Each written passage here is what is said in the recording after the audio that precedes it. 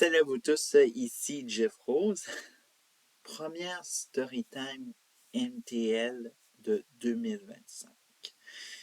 2025 a débuté à Montréal avec un réveillon du jour de l'an pas très, on pourrait dire, mitigé. Bref, alors donc, mais ce qu'il y en est dire, la très bonne nouvelle dans ce réveillon du jour de l'an, et malheureusement, ça tombait là. Alors donc, dans l'actualité, on observait que dans un sondage d'Angus Reid, eh ben, la fatigue libérale dans la population canadienne progressait. Et c'est devenu un peu normal de voir une fatigue libérale. Bon, alors, comment on va décortiquer un peu ça, ce sondage Angus Reid qui est tombé, comment on peut dire, fin décembre, un truc de même. Et bref. Et si on transpose ça sur la carte électorale, bref, alors donc certains vont dire que ben c'est pas ça qu'est-ce qui marque sur 338 Canada. Moi, je suis sur le sondage Angus Reid de fin décembre. Alors donc, pendant ce temps-là, qu'il y avait Angus Reid qui faisait ses sondages, eh bien, 338 Canada dormait au gaz et voilà. Alors donc, si vous vous plaignez de ça, eh bien, changez de vidéo. Bref. Donc, c'était un peu ça mon avertissement.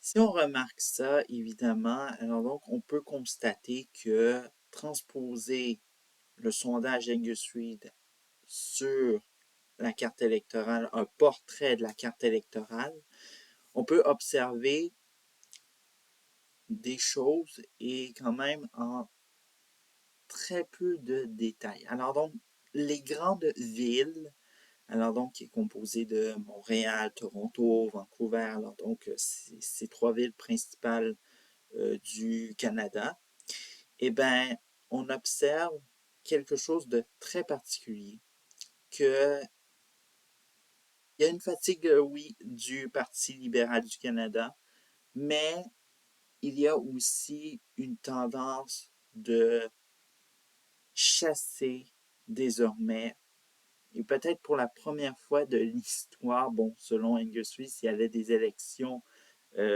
en cette période-là, ça aurait été très spécial. Euh, pour la première fois de l'histoire, aucune des trois grandes villes, ou presque, aurait une députation libérale. Bref, c'est quelque chose qu'il faut peut-être se préparer, même si c'est pas vrai, c'est juste des affaires préliminaires pour l'instant, mais ça nous en dit quand même sur le pouls de l'électorat canadien. Si on se concentre majoritairement sur le Grand Montréal. Alors donc, le Grand Montréal, ce qu'on observe, c'est que, comme je l'ai dit, il y avait une fatigue et une chasse du Parti libéral du Canada dans les grandes villes canadiennes. Et si on se concentre sur le Grand Montréal, eh bien, on observe quelque chose.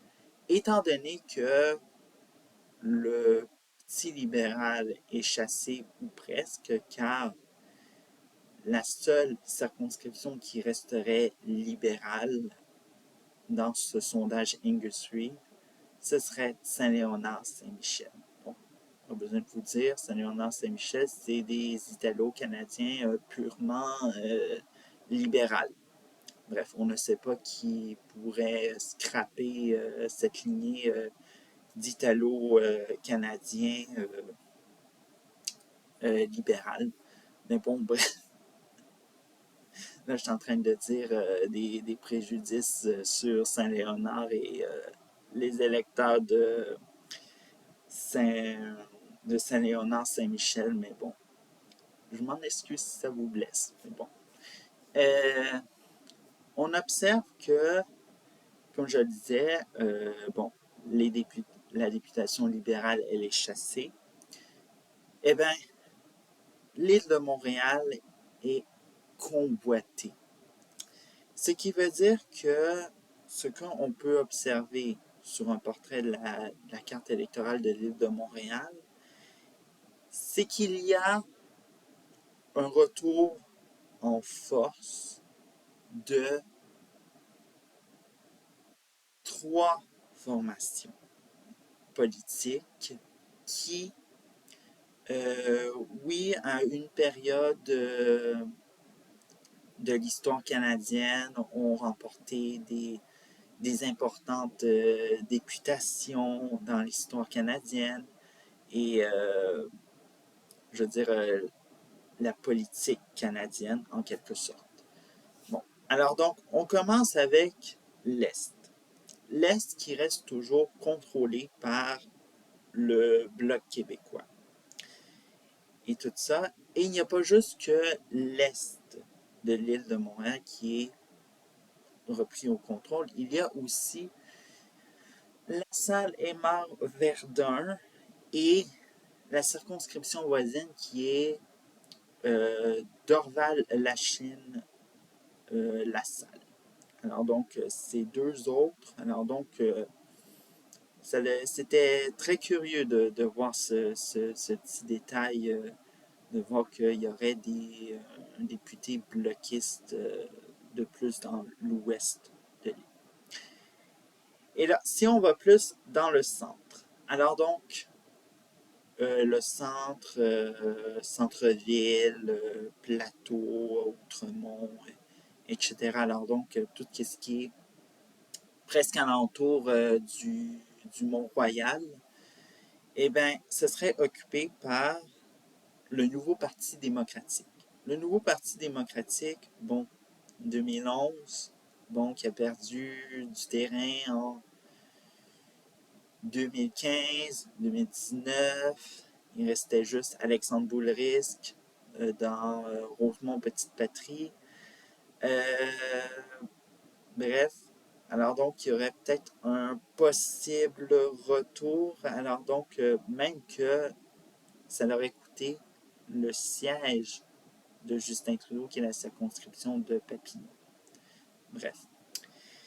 Maintenant, si on va plus vers l'ouest. Alors donc, l'ouest, comme vous le dites, c'est le West Island, c'est quelque chose de très banlieusard, mais aussi anglophone. Alors donc, attendez-vous à ne pas voir des, soit disons-le, des blocs québécois, etc. là-bas. Alors donc, reconquéri par les conservateurs. Alors donc, la famille conservatrice qui n'y a, soit disons-le, la dernière présence de d'une telle députation conservatrice dans l'histoire de la politique canadienne, ça daterait avant 1993.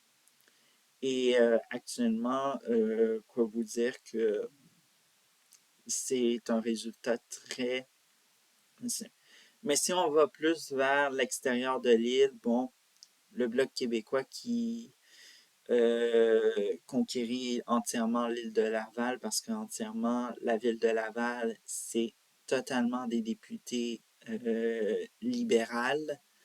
Et même, soit disons-le, dans les banlieues, particulièrement si on va dans la rive sud, Brossard-Saint-Lambert. Alors donc, là où Alexandra Mendez, cette députée qui, qui a pas sa langue dans la poche, ben, serait aussi défaite.